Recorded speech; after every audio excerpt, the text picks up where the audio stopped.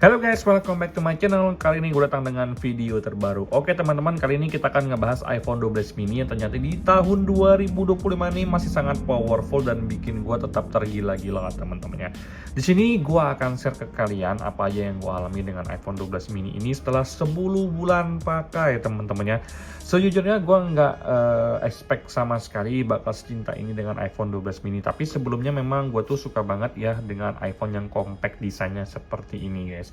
Jadi tanpa banyak basa-basi kita langsung masuk ke video pembahasan kita berikut ini. Let's go. Oke teman-teman, kalau untuk iPhone 12 mini ini sendiri itu rilis tahun 2020 kalau nggak salah, itu bertepatan dengan COVID teman-temannya.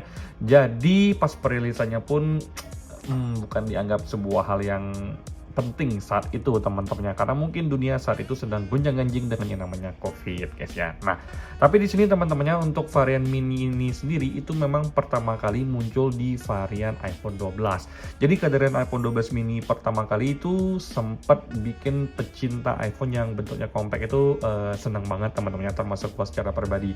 Sayangnya pas rilis itu ya keadaan dunia lagi gonjang-ganjing, ekonomi juga lagi gonjang-ganjing, dan gua belum memiliki kesempatan untuk menggunakan iPhone 12 mini. Nah, kemudian di sini teman-temannya gue sempat beli iPhone X 64 GB. Kemudian waktu itu gue nemu di Facebook teman-temannya, orang ini jual iPhone 12 mini atau ditukar tambah. Nah, gue coba offer tuh ke yang jual di Facebook. Gue bilang ke dia, bang boleh nggak kita tukar tambah, gue nambah deh ke 12 mini lu berapa. Terus dia bilang ke gue, ya udah lu ajuin aja berapa. Terus gue bilang dong guys, 1 juta aja gimana bang? Dan dia nerima dong teman-teman. Lu bayangin aja guys, gue beli iPhone X itu di angka 2,5 juta. Kemudian gue cuma nambah 1 juta aja dan di angka 3,5 juta untuk bisa dapetin iPhone 12 mini ini di varian 64 GB teman-teman ya. Jadi yang gue dapetin itu sebenarnya nggak batangan loh teman-temannya. Itu hal yang menurut gue harus gue syukuri teman-temannya. Oke guys, pas gue beli ini gue dapat kotaknya loh teman-temannya. Ini gue nggak bohong, ini gue dapat kotaknya lengkap. Kemudian di sini ada yang namanya, kita cek. Nah, ada yang namanya charger juga, dan juga ada yang namanya kitab suci. Ini gue dapetin semua. Jadi gue tanya ke yang jual, bang lu jual kenapa? Terus dia bilang ke gue, ya pengen aja karena iPhone 12 mini ini kayaknya kecil banget buat gue, gitu katanya teman-temannya. Nah, jadi gue pun akhirnya memutuskan untuk membeli iPhone 12 mini. Yang pertama kenapa gue beli, karena gue memang memimpikan memiliki iPhone varian mini, entah itu iPhone 12 entah itu iPhone 13. Karena yang pertama bentuknya sangat kompak sekali, cuma 5,4 inci doang ya. Displaynya juga full, tidak ada lagi yang namanya Touch ID, jadi enak banget untuk dipakai teman-temannya. Kemudian kalau untuk varian mini ini untuk dioperasikan dengan satu jari itu enak, jadi gue tuh nyaman aja kalau misalkan menggunakan iPhone 12 mini ini. Nggak perlu harus gimana ya, nggak perlu harus mengoperasikan dengan 2 jari seperti ini teman-temannya. Nggak, 1 jari itu lancar aja, diusap sampai ke atas aman, diusap dari atas ke bawah tuh semuanya juga enak-enak aja dengan 1 jari aja teman-temannya. Nah, jadi kemudian iPhone 12 mini ini pun disupport dengan RAM 4 GB. Menurut gue secara pribadi untuk iPhone RAM 4 GB itu udah termasuk besar, dan gue yakin performanya masih sangat bagus. Chipsetnya A14 Bionic yang menurut gue memang masih sangat powerful di tahun 2025 ini teman-temannya. For your information, di sini gue cuma pakai untuk kerjaan. Artinya kalau untuk main game, gue tuh cuma main game Royal Kingdom sama ya elah Ludo. Ini bukan gue guys, ini Ludo ini ibu bos yang install, gue nggak main. Tapi sesekali juga dimainin sama ibu bos Ludo ini di iPhone 12 mini gue teman-temannya. Jadi di sini gue juga pengen bilang ke kalian teman-temannya, chipset A14 Bionic, kemudian RAM-nya 4 GB. Kameranya di sini di angka 12 megapiksel untuk kamera wide ataupun di ultra wide cuma 2 doang, tapi berguna banget untuk lensa ultra wide-nya ini teman-temannya. Buat kalian yang suka foto-foto ala Gen Z atau buat kalian yang memang lagi Gen Z, memang dari sananya Gen Z teman-teman, memang suka banget menggunakan kamera ultra wide teman-temannya. Kemudian untuk kamera depannya di angka 12 megapiksel guys ya. Nah, kemudian yang paling gue suka dari iPhone 12 mini itu dia sudah support yang namanya 5G. Kemudian dia juga support yang namanya dual SIM atau udah bisa diinstal yang namanya eSIM. Kalian lihat sendiri di sini teman-temannya. Di sini kartu gue tuh ada yang namanya XL dan juga Smart Friend. Jadi buat kalian yang pengen punya 2 kartu atau pakai 2 WhatsApp, 1 WhatsApp pribadi, 1 WhatsApp untuk bisnis, itu rekomendasi banget menggunakan iPhone 12 mini ini teman-temannya. Oke, sekarang kita lanjut ke bagian display teman-teman ya. Walaupun ini refresh rate-nya tuh cuma di angka 60 Hz, tapi gue sangat nyaman banget dengan iPhone 12 mini ini. Kenapa? Karena kalau untuk dari display sendiri ini sudah menggunakan Super Retina XDR OLED teman-teman ya. Jadi di sini 1080 kali 2340. Artinya ini udah Full HD Plus. Bukan sekedar HD Plus atau Full HD, tapi di sini Full HD Plus teman-teman ya. Jadi buat kalian yang suka nonton, suka main game, kalau untuk ketajaman di iPhone 12 mini ini gue bisa bilang 2025 itu dilibas dengan santai aja. Memang kelemahannya hanya di refresh rate-nya, tapi karena gue udah terbiasa dengan refresh rate 60 Hz ya menurut gue secara pribadi aman-aman saja teman-temannya. Nah, jadi di sini ada sedikit plot twist buat kalian teman-temannya. Pas gue beli iPhone 12 mini ini ternyata mungkin sekitar 3 bulan kemudian atau 4 bulan kemudian ternyata dia tiba-tiba keblokir.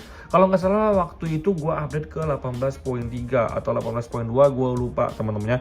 Jadi gue mulai berpikir mungkin saat itu yang ngejual berpikir bahwa suatu saat nanti iPhone 12 mini ini akan keblokir, makanya dia jual aja dengan harga yang murah. Ya ini cuma pendapat gue secara pribadi, tapi mungkin pendapat gue salah teman-temannya. Oke, sekarang kita lanjut. Jadi kebetulan waktu itu gue ke Singapura sama ibu bos pengen jalan-jalan, ya udah tak temenin aja karena gue juga udah lama gak jalan-jalan. Jadi kemudian gue pun daftarin untuk iPhone 12 mini ini di Bea Cukai teman-temannya. Untuk biayanya free karena kita dapatin yang namanya 500 USD dari pemerintah untuk bebas pajak guys ya. Karena untuk iPhone second iPhone 12 mini ini sendiri tidak sampai 500 USD, jadi gue bisa mendapatkan keringanan tanpa membayar apapun guys ya. Jadilah sehingga gue lancarnya ya. Jadi mau dipakai dimanapun ini sebenarnya enak-enak aja teman-teman. Jadi dual SIM, satu eSIM, satu SIM card. Kemudian di sini udah support yang namanya 5G teman-teman. Nah, sekarang gue pengen masuk ke bagian Geekbench dan juga Antutu. Di sini udah gue tes yang namanya Geekbench teman-teman. Kalau untuk Geekbench ini untuk skor yang menurut gue secara pribadi ini masih sangat tinggi teman-teman. Kalian bisa lihat sendiri,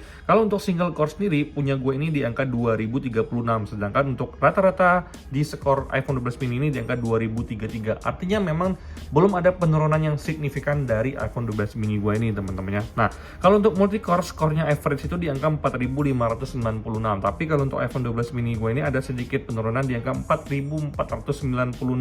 Itu perbedaannya hanya di angka 100 poin saja, yang menurut gue secara pribadi artinya untuk dari skor Antutu ataupun Geekbench ini masih sangat bagus teman-temannya. Nah, sekarang kita masuk ke yang bagian Antutunya. Jadi kalau untuk Antutu di iPhone 12 mini gue tuh di angka 1.207.000, ini gede banget menurut gue secara pribadi.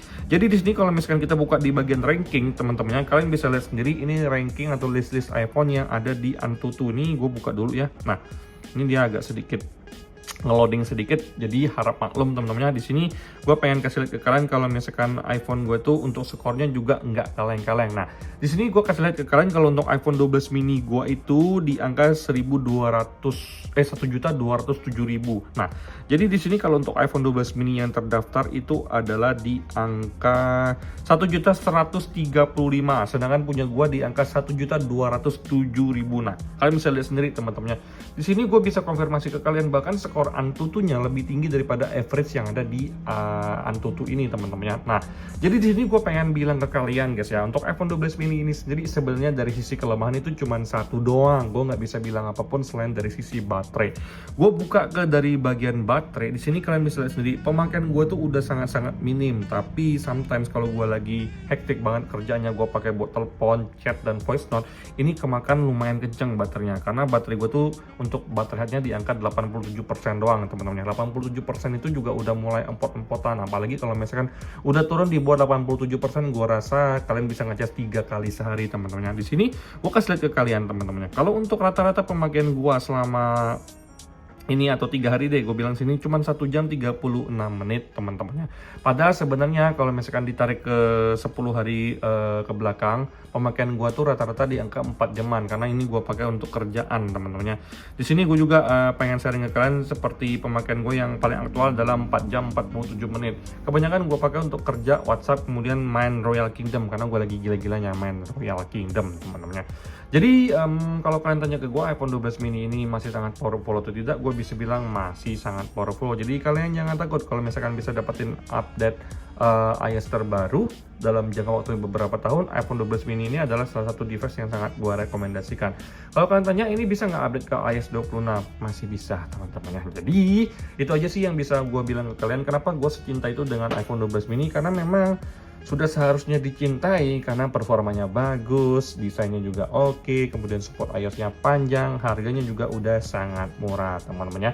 Oke, sekian pengalaman gue yang ingin gue curhatin ke kalian tentang iPhone 12 mini ini yang berhasil mengalahkan iPhone 16 yang lagi ngerekam ini. Gue iPhone 16 cuma buat dipajang doang kayaknya ya, karena gue sehari-hari selalu fokus menggunakan iPhone 12 mini. Sekian review gue, sampai jumpa di video selanjutnya. Semoga kalian semua dalam keadaan sehat. Bye bye guys.